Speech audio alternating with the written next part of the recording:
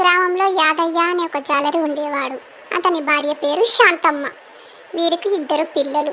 వీళ్ళది చాలా నిరుపేద కుటుంబం. అతను చేపలు పట్టి అమ్మితే వచ్చిన డబ్బుతోనే ఇల్లు నడుస్తూ ఉండేది.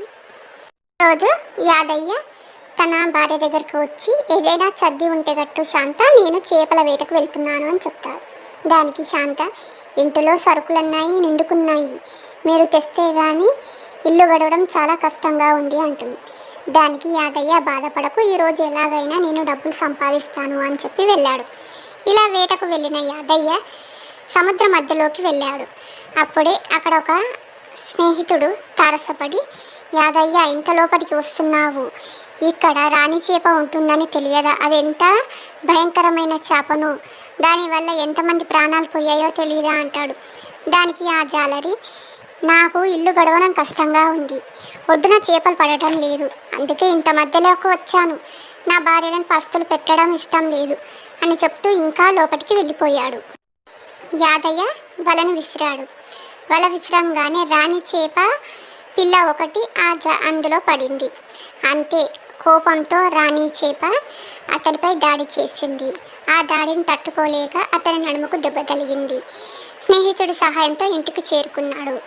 అప్పుడు శాంతమ్మ, అయ్యో దేవుడో, ఏంటి ఇది, నా పరిస్థితి ఏమిటి, ఎలా జరిగిందేంటి, రేపటి నుంచి నా బ్రతుకుదిర ఎలా సాగుతుంది అని ఏడుస్తూ ఉంది. అంతలో డాక్టర్ వచ్చి యాదయ్యకు 6 నెలల బెడ్ రెస్ట్ అని చెప్పాడు.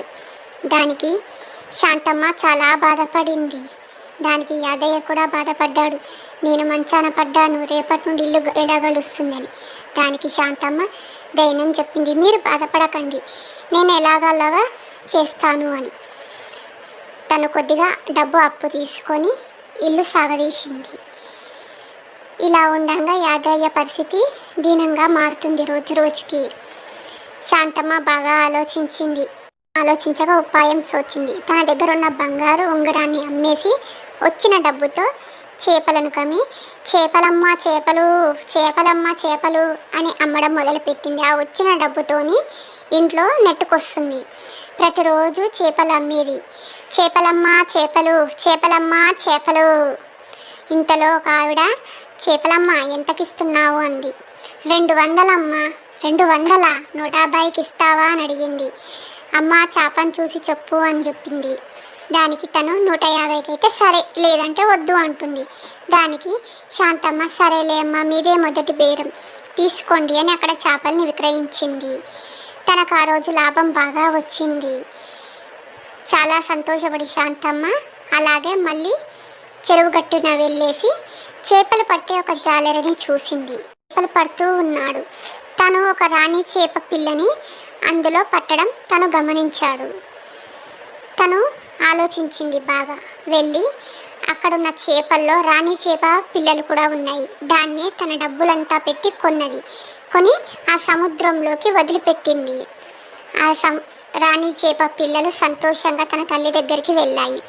అప్పుడు రాణి చేప బాగా సంతోషపడింది. ఇక్కడ ఒడ్డున కూర్చున్న శాంతమ్మ బాగా ఏడ్చింది.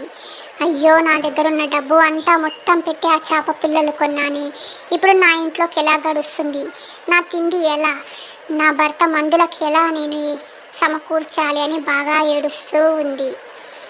అంతలో అక్కడికి రాణి చేప వచ్చింది. ఏడవకు శాంతమ్మ, ఏడవకు, నువ్వు నా పిల్లల్ని వదిలిపెట్టావు, చాలా సంతోషం, నీకు చాలా రుణపడి ఉంటాను. దీనికి కారణం నీ భర్తకు ఇలా కావడానికి కారణం నేను, అలాగే నీ పరిస్థితి ఇలా కావడానికి కారణం నేను అని చెప్పి 3 మాయా ఉంగరాలు, వజ్రపు ఉంగరాలు ఇచ్చింది శాంతమ్మకి.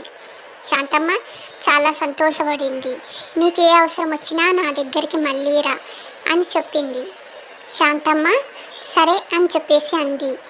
సంతోషంగా శాంతమ్మ 3 ఉంగరాలను తీసుకొని దానిని సాగనంపి తన ఇంటి దారి పట్టింది. అవి అమ్మగా వచ్చిన డబ్బులు తన భర్తకు చెప్పింది.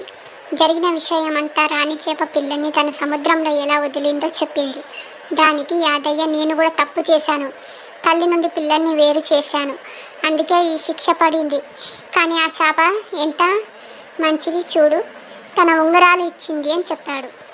శాంతమ్మ ఆ ఉంగరాలను తీసుకొని మారవాడి కొట్టుకెళ్ళి ఆ ఉంగరాలను అమ్మేసి భర్తకి ట్రీట్మెంట్ మొదలుపెట్టింది.